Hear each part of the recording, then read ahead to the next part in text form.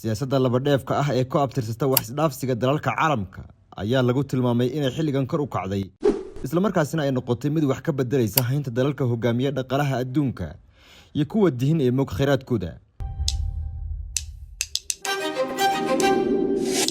sanadkii ugu dambeeyay waxaa si weyn kor ugu kacday kaalinta Somaliland ay ka qaadatay siyaasaddan dhaqaale ilaa heer Mareykanku uu gorgortan ka galay haynta kheyraadka dalka. shirkadaha iyo maalgashadayaasha sanacadaha waxaa soo jiitay go'aanka xukuumadda madaxweyne Cirre ee ku salaysan in gacmaha aan la horsan ee wax la isdhaafsado. socdaalka shir madaxeedkii dhaqaale ee Davos iyo galalka ugu qaalisan ee lagu soo bandhigo tamarta. qorshaha wasaaraddu waxa uu sanadkii tagay ee 2025 ahaa in 25% hoos loo dhigi doono qiimaha korontada si loo helo tamar jaban oo dad badan ay awoodi karaan. qiimaha korontada magaalooyinka Hargeysa, Burco, Gabiley, Boorama iyo dhammaan magaalooyinka kale ee dalka ayaa laga dhigay eber dhibic 9 halkii unit, halka qiimaha korontada ee magaalada Berbera laga dhigay eber dhibic 2 halkii unit, taas oo ka dhigan in 19% qiimo dhimis lagu sameeyay adeega korontada guud ee dalka.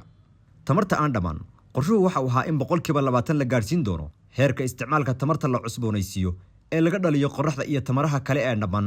mashruuca tamarta ee uu maalgeliyay Banka Adduunku ayaa lagu diyaariyay qandaraasyo lagu ballaarinayo isticmaalka korontada magaalooyinka Berbera iyo Boorama. Berbera waxaa laga hirgeliyay mashruuca tamarta qorraxda oo leh awood 12 megawatt kaas oo ay la socotay nidaamka lagu kaydiyo tamarta iyadoo oo la sameeyay 13 kilomitir iyo badh oo xadhkaha korontada ah. dhinaca Boorama waxaa gacanta lagu hayaa isagana dhamaystirka mashruuca magaalada Boorama oo isaguna dhawaan insha Allah bilaabmi doona ay soo dhamaatay markaasi qiimeyntiisii. waxaa isagana la socda nidaamka kaydinta tamarta iyo 5 kilomitir oo xadhkaha korontada ah. mashaariicdani waxa ay si weyn u kordhiyeen tayada iyo joogteynta korontada magaalooyinka Berbera iyo Boorama si loo xoojiyo helitaanka koronto joogto ah isla markaasina jaban. sida la saadaalinayo labadan mashruuc waxay hoos u dhigi doonaan qiimaha korontada ilaa 50% iyaga oo yareynaya ku tiirsanaanta shidaalka qaaliga ah isla markaasina kor u qaadaya isticmaalka tamarta nadiifta ah.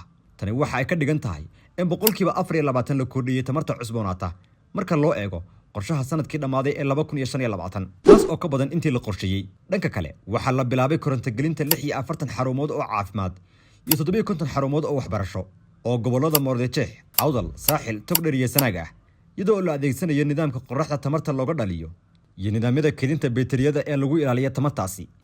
shirkadda korontada ee Galada waa mahad celinaynaa.